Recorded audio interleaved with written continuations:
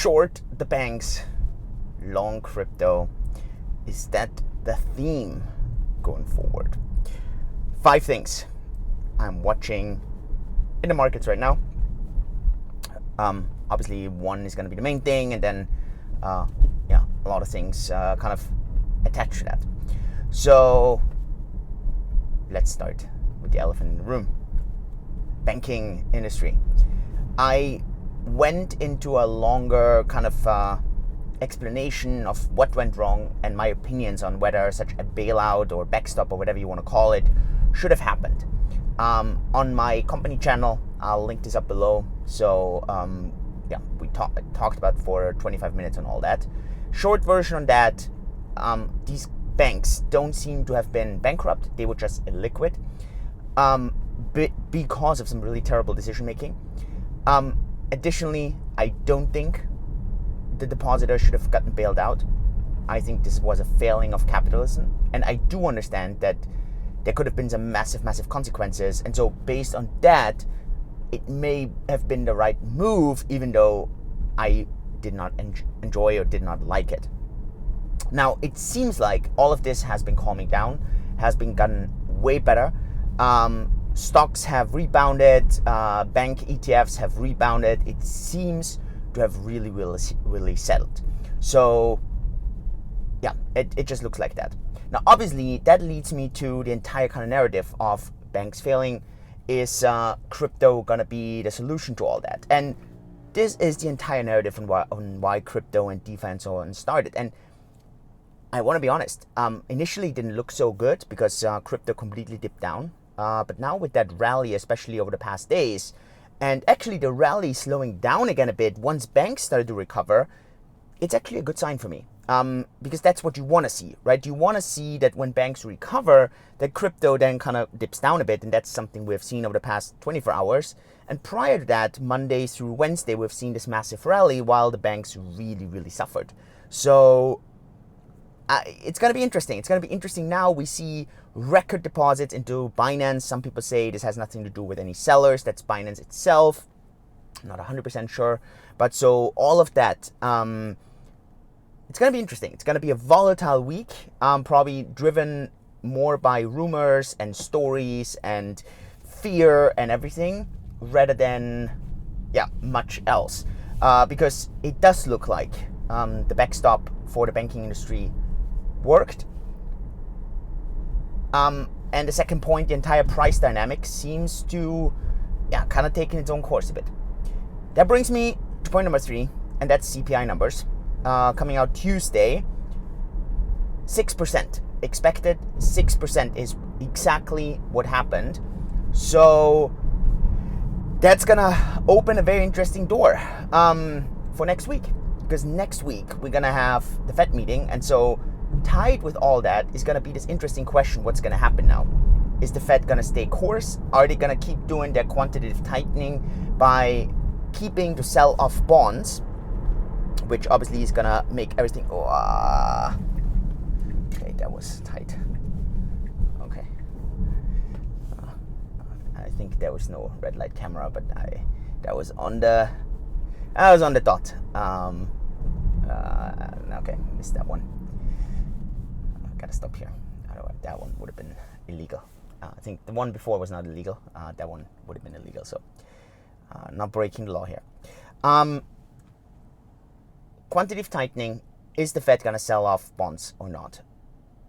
If the Fed keeps doing so, obviously that's going to keep the pressure up. What are they going to do to interest rates?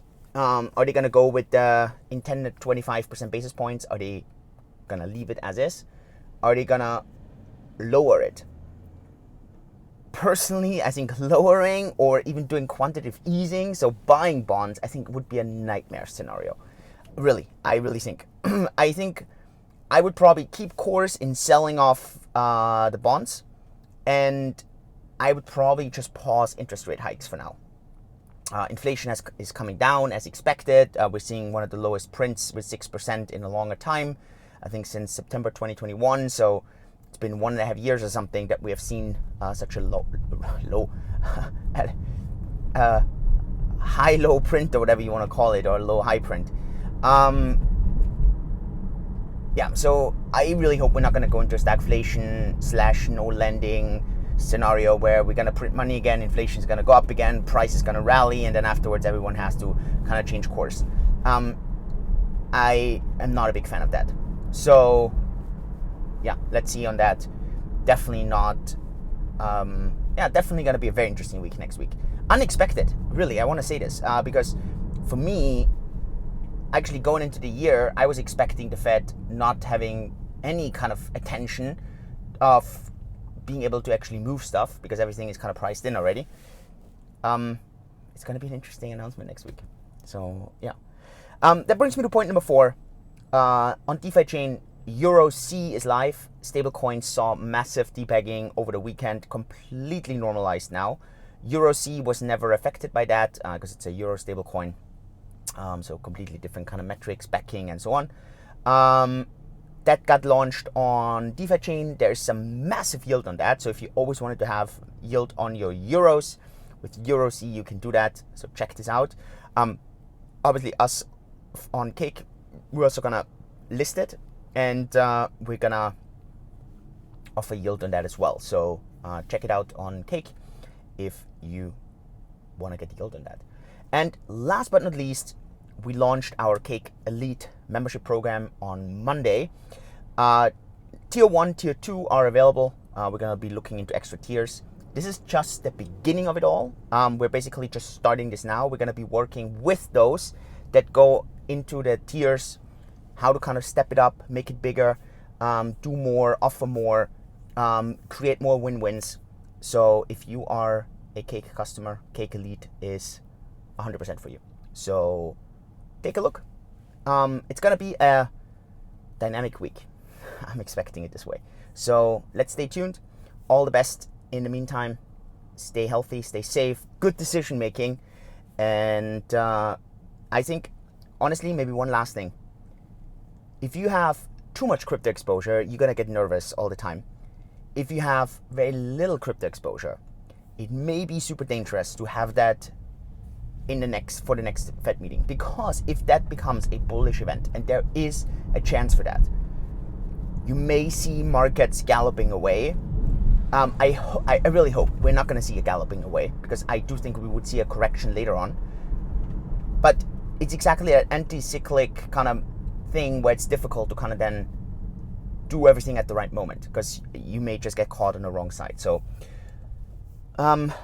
that doesn't mean I would be going all in crypto now. Really not. It just means if you have no exposure at the wrong time to have no exposure. Like I said, I'm dollar cost averaging, ETH, DeFi chain, stocks. These are my kind of 3 major things where I dollar cost average in. So key thing. With that, have a great week, everyone. Stay safe, stay healthy, and see you next time. Yours truly, Julian. Bye-bye.